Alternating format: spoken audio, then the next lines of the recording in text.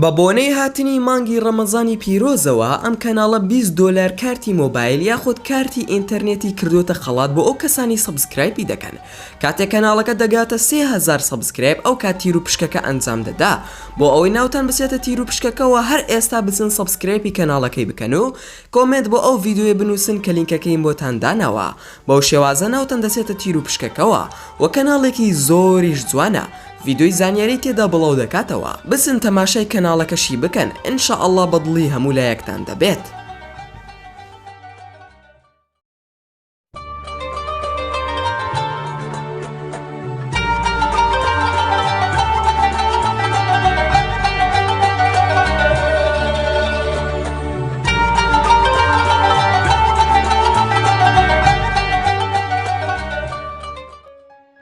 سڵاوتان لێبێ هاوڕێیان، خۆشحاڵم کە دووبارە لە ڤیدیۆیەکی نوێدا گەڕامەوە لای ئێوەی ئازیز و خۆشەویست. لە ماوەکانی پێشووتر و ئێستاشی لەگەڵدا بێ هونەرەکانی شەڕکردن دەنگدانەوەیەکی گەورەی هەبوو، بە تایبەتی وەرزشی MMA. ئەمانەشتی ئاستاین، بەڵام شتە سەیرەکان بریتیە لە بینینی یاریزانە قەبارە گەورەکان کە بە جۆرێک قەبارەیان گەورەیە، هەر کەسێک لە بەردەمیان ڕاوەستەیە وەکو منداڵێکی بسکۆلانە وایە.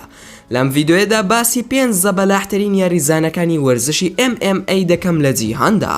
و ئەگەر ئەم بابەتت بەلاوە گرینگە ئەوە دەتوانی تا کۆتایی ڤیدیۆکە بینەربیت.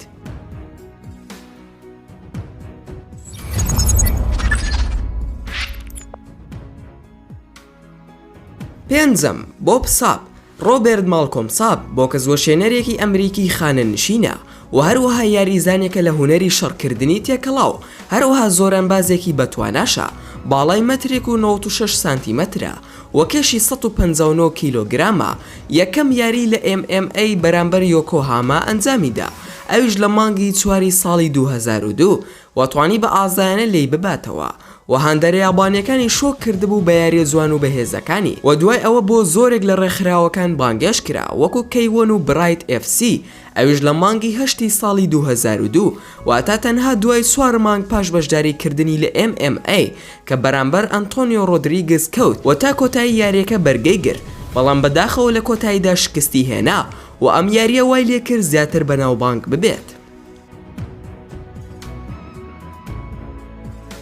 چوارەم، سی میشێل، ئەمە شەڕکەرێکی بەتوانای هۆڵندایە، هەروەها پاڵەوانی جیهانە بۆ پاڵەوانەتی کەیوان بە ڕێژەی 4000 و هەروەها بۆ چەندین جار پاڵەوانەتی جیهانی ئەوڕۆپای بردوتەوە لە کاراتیدا، باڵای 2 مەتر و 11 سانتیمەترە و کێشی 130 کیلۆگرامە. ژیانی وەرزشی لە ساڵی 1996 لە یابان دەستی پێکرد و دوای 5 ساڵ بەشداری کرد لە وەرزشی UFC،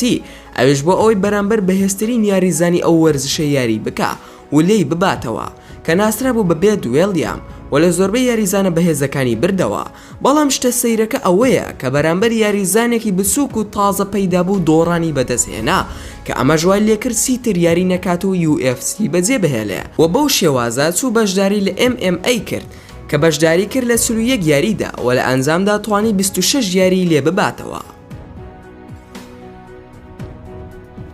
سێیەم، هۆنگ مان سۆی، لێرەدا نازانین بە دڕندە ناوی ببین یاخود تێکشکێنەر یاخود پاڵەوانی کۆری، ئەمانە تەنها چەند نازناوێکی کەمی ئەم زەبەلاحن. هۆنگمان بۆ کە زۆشێنەر و یاریزانە لە MMA باڵای زۆر بەرزە، بە جۆرێک کاتێک کۆریەکان لە تەنیشتیەوە دەوەستن وەکو کورتە باڵاکان دەردەکەون، ئەویش بەهۆی زۆر گەشەکردنی ئەندامەکانی جەستەی، باڵای 2 مەتر و 18 سانتیمەترە و کێشی 166 کیلۆگرامە و یەکێکە لە زەبەلاحترین یاریزانەکانی جیهان و هەروەها بەشداری لە چەند فلیمێکی کۆریدا کردووە و لە ساڵی 2008 داوتنامەیان بۆی نار هەتا بەشداری بکات لە خزمەتکردنی سەربازی لە سوپای کۆریادا، ئەویش بۆ ماوەی 26 مانگ، بەڵام لە کاتی ئەنجامدانی پشکنینی سەربازی بۆ جەستەی بڕیاری گەڕاندنەوەیاندا چونکە چەند کێشەیەکی پرۆتینی هەبوو لە جەستەیدا، هەروەها بینینی چاویشی لاواز بوو، بەڵام کاتێک کە شەڕ دەکا هیچ کێشەیەکی جەستەی پێوە دیار نییە.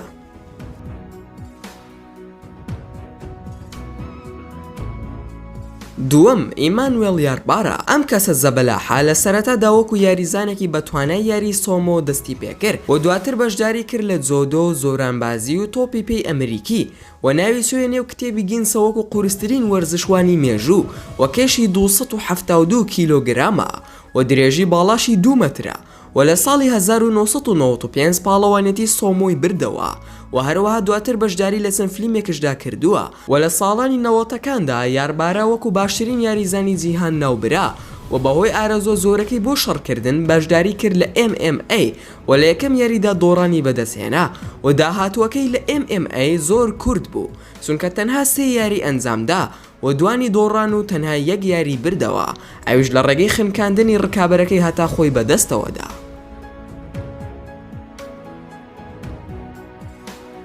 یەکەم سیلڤای زەبەلاح پاولۆ سیزار دا سیلڤا هەروەها بە سیلڤای زەبەلاح ناسراوە. ئەم کەسە شەڕکەرێکی بەرازیلیە دەرێژی باڵای 2 مەتر و 18 سانتیمەترە و کێشی نزیکەی 175 کیلۆگرامە. لە سەرەتای ژیانیدا سیلڤا یاریزانێکی یاری باسکە بوو و بەشداری کردووە لە یاری ئۆلۆمپیەکان لەگەڵ یانی وڵاتەکەی و لە 90ەکانی پێشوودا سوێنێ و جیهانی زۆرانبازیەوە لە ئەمریکادا و ناوبانگێکی گەورەی بەدەستهێنا وەکو درێژترین زۆرانبازی مێژوو و سیلڤا لە ساڵی 2003 بڕیاری دابەسێتە نێو یاری یاخود وەرزشی MMA بەڵام ئەو بڕیارەش یەکێک بوو لە هەڵەکانی نێو ژیانیدا چونکە لە سەرەتادا یاری لەگەڵ کەسانێک دەکرد کە شارەزایەکی زۆریان لە بوارەکەدا هەبوو و بۆ مای گاڵتەجاڕی لەلایەن هەوادارەکانیەوە چونکە چۆنێتی شەڕکردنی نەدەزانی لەم یاریەدا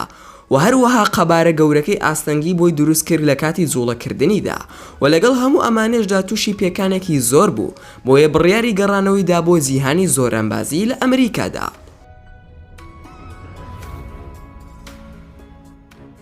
کام لەم کەسانە بەلای تۆ بەهێزترین و زەبەلاحترین کەسەکان بوو ئەوە لە کۆمنتی ئەم ڤیدیۆیەدا بۆمانی بنووسە و زۆر سوپاسان دەکەم کە تا ئێستا بینەری ڤیدیۆکەم بوون. ئەگەر ڤیدیۆکەمتان بەدڵ بوو ئەوە هەر ئێستا لایکی ئەم ڤیدیۆیان بۆ بکەن و هەروەها شەیری بکەن لەگەڵ هاوڕێکانتاندا و لە بیرشتان نەچێ. ئەگەر ئەتانەوێت هەمیشە بابەتی ناوازە لە کەناڵەکەم ببینن ئەوە هەر ئێستا سەبسکرایبی کەناڵەکەم بکەن و هەروەها زەنگۆڵی تەنیشتی سەبسکرایبەکەش چالاک بکەن بۆ ئەوەی بابەتەکانتان بە ئاگادارکردنەوە پێبگا و هەر ڕەخنەیەک یاخود پێشنیارێک یاخود بیرۆکەی ڤیدیۆیەکت بۆمان هەیە و دەتەوێت ئەو ڤیدیۆی دروست بکەین ئەوە پێشنیارەکەتمان لە کۆمنتی ئەم ڤیدیۆیەدا بۆ بنووسە و ئینشاءڵڵا بە زووترین کات وەڵامتان دەدەمەوە و دووبارە سوپاسان دەکەم بۆ تەماشاکردنی ڤیدیۆکەم تا ڤیدیۆیەکی تر و تا کاتێکی تر هەر شاد و بەختەوەر بن و خواتان لەگەڵ بێت و ئامانەتی خوا بن.